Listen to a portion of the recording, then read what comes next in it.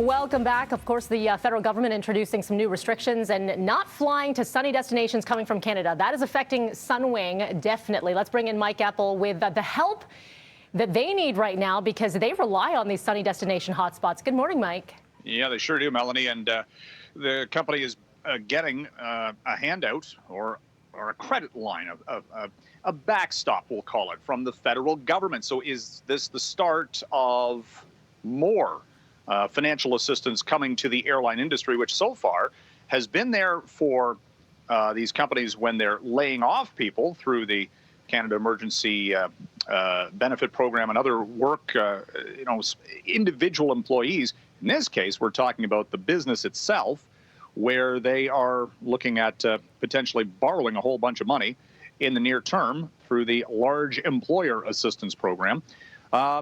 So this may, again, just be the start that Air Canada and WestJet and Transat, they might be going to this program as well. Because, again, these airlines are not flying to the Caribbean or Mexico until April 30th now. And the big question for passengers who have booked flights, hey, can I get a refund? Mm-hmm.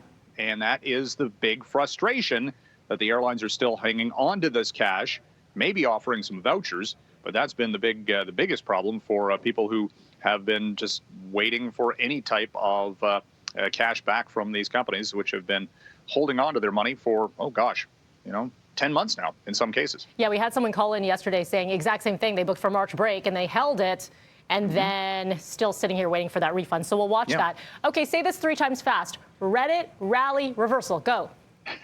Or Reddit, rally, redux. There you go. The revolution has calmed down. Reddit, they move stocks up, but they move stocks down just as quickly by the looks of things. GameStop, which, of course, last week everybody wanted it. Well, over the first couple of trading days this week, not so much.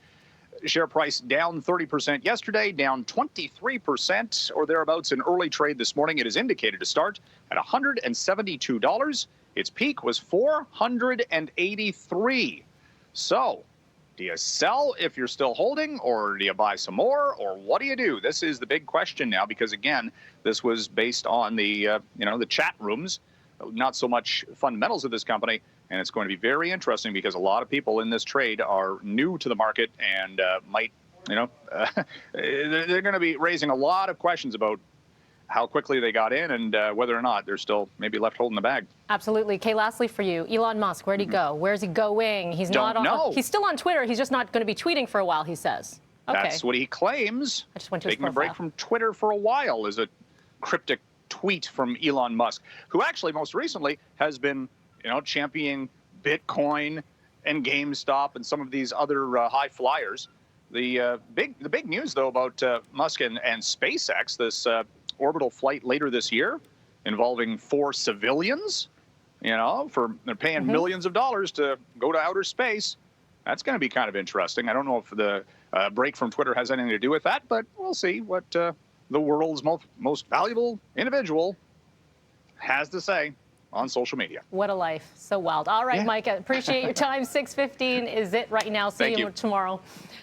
All right, coming up after the break, families right across the GTHA waiting. When are the kids going to be going back to school? We're expected to find out that announcement tomorrow, but we're going to be speaking to Ontario's education critic about what the government needs to do to ensure a safe return. She's coming up next.